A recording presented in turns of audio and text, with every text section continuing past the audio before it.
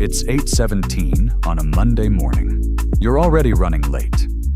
On the kitchen counter sits a perfectly good cup of homemade coffee. You take a sip, grab your bag, and rush out the door. You tell yourself, "I'm not spending any money today." As you walk down the street, something changes. A warm, rich aroma drifts through the air. Without even looking, your brain already knows what it is. Starbucks? You glance through the window. Someone is reading a book in a cozy corner. A student is working on a laptop. Two friends are laughing over iced coffees. A barista carefully pours steamed milk into a cup, while another calls out a customer's name. For a moment, the busy city outside seems to disappear. 5 minutes later, you're walking out with a latte that cost nearly $7, and somehow, it felt completely reasonable. But here's the real question. Did you buy a cup of coffee? Or did Starbucks sell you something much bigger? Today, we're opening the case file on one of the world's most successful businesses to uncover the hidden strategies behind its premium prices. Because Starbucks isn't just serving coffee, it's carefully designing an experience that begins long before you take your first sip. Chapter 1. The first thing Starbucks sells isn't coffee. Most people think Starbucks makes money because it serves better coffee. But if you compare Starbucks with many local cafes, you'll often find coffee that's just as good, or even better, for less money. So why do millions of people happily pay more? The answer begins with something you can't see, but you can smell. Scientists have long known that smell is one of the strongest triggers of memory and emotion. Unlike our other senses, scents are processed by parts of the brain closely connected to memory and feelings. That's why the smell of fresh cookies might remind you of your childhood, or the scent of rain can instantly bring back old memories. Starbucks understands this better than almost anyone. The moment you approach one of their stores, the rich aroma of freshly brewed coffee becomes part of the experience. That smell quietly sends a message to your brain. This coffee is fresh. This place feels warm. This is premium. Before you even see the menu, your expectations have already changed, and expectations shape how we experience products. Researchers have found that what we expect from a product can influence how we perceive its quality. When people believe something is premium, they're more likely to rate it as tasting better or feeling more satisfying. That's why the aroma isn't just pleasant, it's part of the product. Starbucks has also been careful about protecting that coffee-first experience. Over the years, the company has adjusted aspects of its food offerings because strong food odors could compete with the signature smell of coffee. The goal is simple. Let the aroma of coffee remain the star of the show. It's a subtle detail that many customers never consciously notice, yet it helps create a consistent impression every time they walk through the door. This is called scent branding. Instead of relying only on advertising, a brand becomes recognizable through a sensory experience. The smell itself becomes part of the identity. And that's the first clue in our investigation. Starbucks isn't only selling coffee, it's selling a feeling, transition, but smell alone can't convince someone to spend $7. Eventually, every customer reaches the same moment. They look up at the menu. And that's where the second layer of the mystery begins. Because what looks like a simple list of drinks may actually be guiding your decisions far more than you realize. Chapter 2. The menu isn't just a menu. Imagine this. You walk into Starbucks. There's a line behind you. The cashier is waiting. You glance at the menu for just a few seconds. Then you order. It feels like you made a quick decision. But did you? Most customers believe they choose what they want. In reality, businesses spend years studying how customers make decisions in just a few seconds. This is called menu engineering, the science of designing a menu to guide customers toward higher value purchases while still making them feel like they made the choice themselves. Starbucks doesn't simply list drinks. It builds a decision-making journey. Instead of offering plain small, medium, and large, Starbucks uses names like tall, grande, and venti. At first, these names seem unique, but they also make direct price comparisons less intuitive. You're no longer thinking, do I want a medium? You're thinking, should I get a grande or a venti? The language shifts your focus from price to experience. Then comes another psychological principle, the decoy effect. Imagine these options. Tall, $5.20 grande, $6.20 venti, $6.80. For just 60 cents more than a grande, the venti suddenly feels like the better deal. Even if you never intended to buy the largest size, the comparison changes your perception of value. You're not asking, do I need this much coffee? You're asking, why not get more for a little extra? The result? A slightly higher bill, multiplied by millions of customers, every single day. But Starbucks doesn't stop there. Look at the names of its drinks. Brown sugar oat milk shaken espresso, caramel ribbon crunch frappuccino, vanilla sweet cream cold brew. These aren't just product names, they're tiny stories.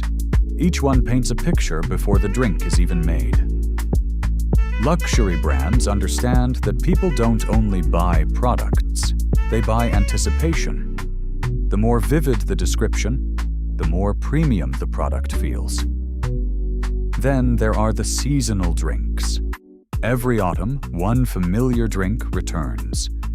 The pumpkin spice latte. It's available for only a limited time. The coffee itself isn't rare. The feeling is. Scarcity creates urgency. When customers think something won't be available forever, they're more likely to buy it now instead of later. And once you're already spending $6, what's one extra dollar for cold foam? Or oat milk? Or an extra espresso shot? Each upgrade feels small on its own.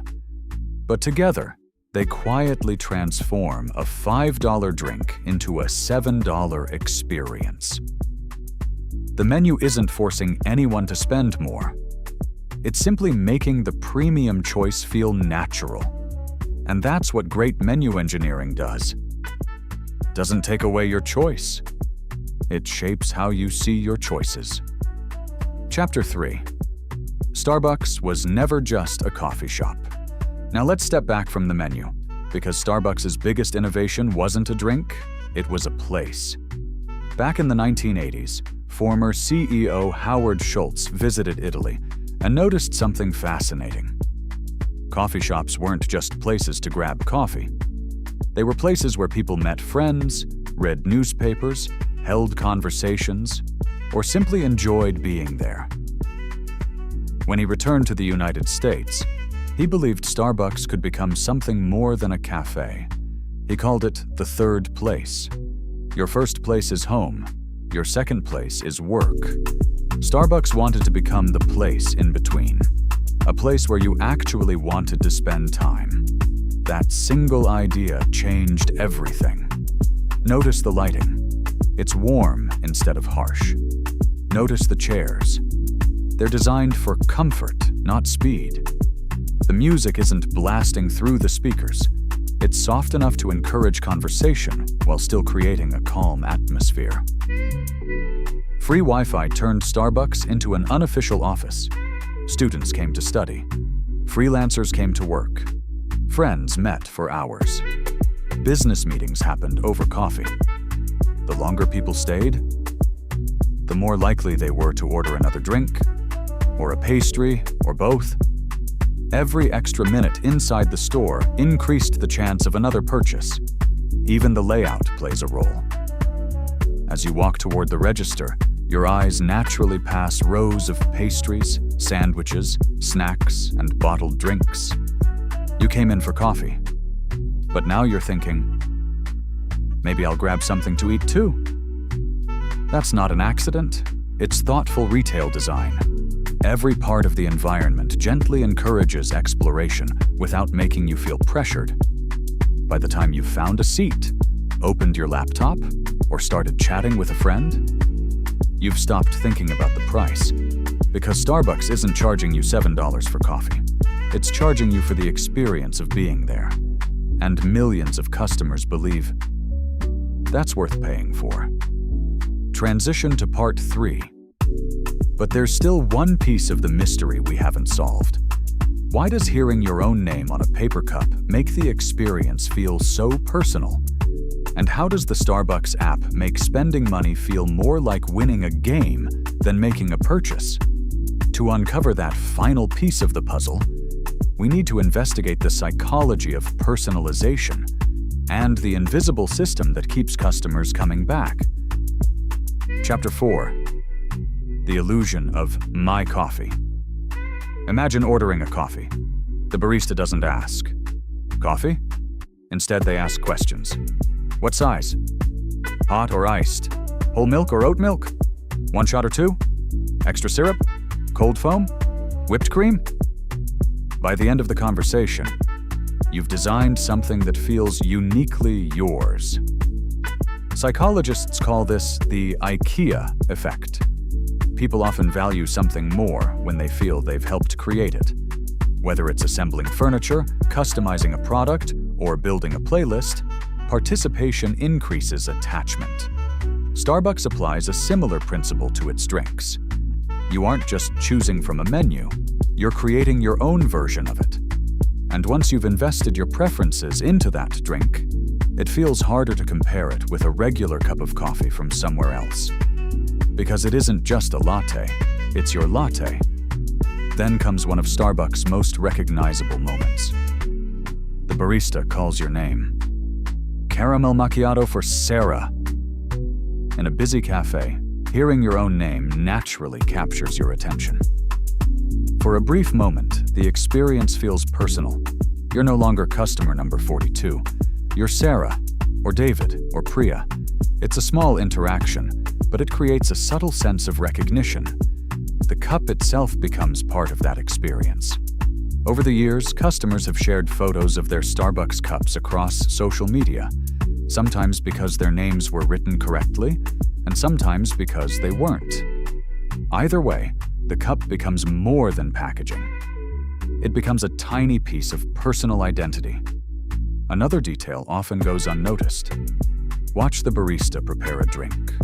The sound of coffee beans being ground, the hiss of steaming milk, the careful pouring of espresso, the final swirl of foam. It's part production, part performance. Even if much of the process is highly standardized, the visible preparation adds a sense of craftsmanship. It feels less like fast food and more like something made just for you. Every one of these moments reinforces the same message. This isn't just another cup of coffee. It's your coffee. Now imagine something different.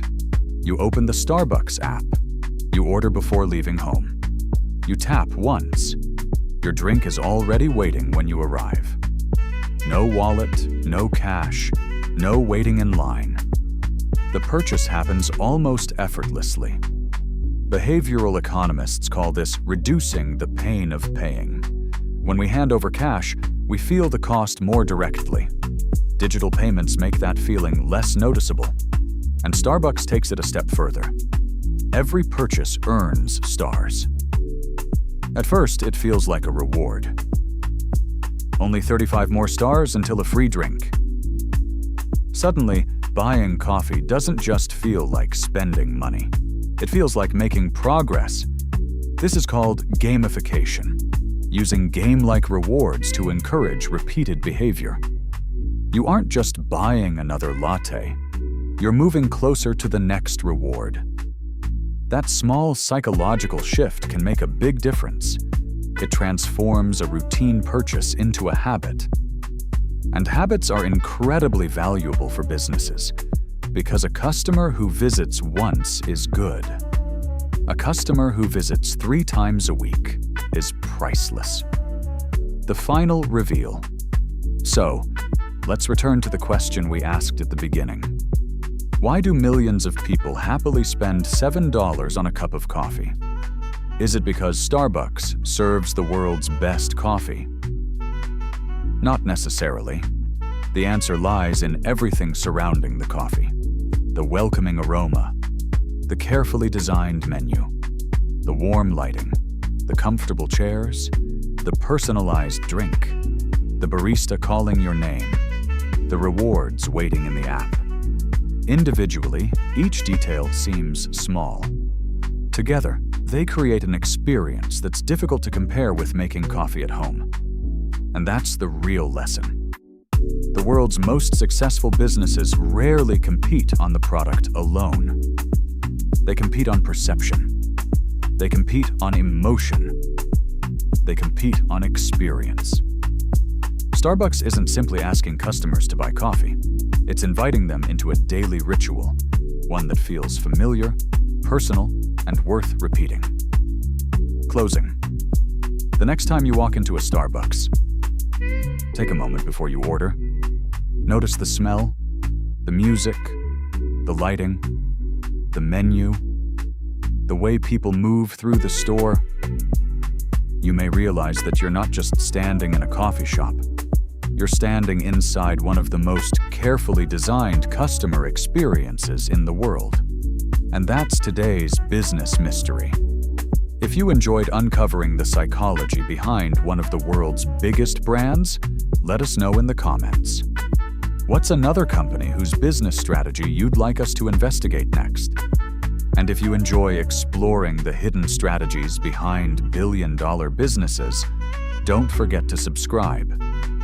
Because behind every successful company, there's always a business mystery waiting to be uncovered.